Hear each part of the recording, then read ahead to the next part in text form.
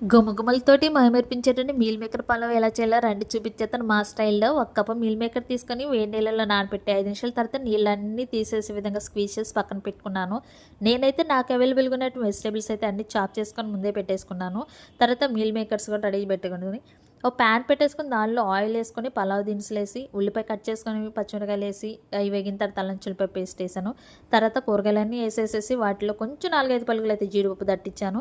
దట్టించిన తర్వాత అవి కూడా 2 నిమిషాలు నూనెలో వేగిన తర్వాత మీల్ మేకర్లు యాడ్ చేశాను. మీల్ మేకర్లు వేసి ఒక తిప్పుడు అటు ఇటు తిప్పేసి దానిలోకి కొంచెం తగినంత ఉప్పు అయితే వేసుకున్నాను టేస్ట్ తగ్గట్టు. ఆ ఉప్పు కూడా వేసినాక 2 నిమిషాలు వేయించేసేసి దానిలో పుదీనా కొత్తిమీర వేసి ఇంకా 2 సార్లు తిప్పేశాను.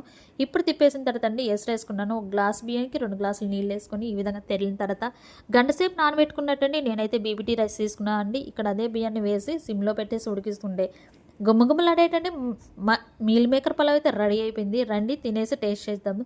మేము చూపించినటువంటి వీడియో కనుక మీకు నచ్చితే లైక్ చేసి షేర్ చేసి మా ఛానల్ సబ్స్క్రైబ్ చేసి సపోర్ట్ చేయండి. Thank you for watching.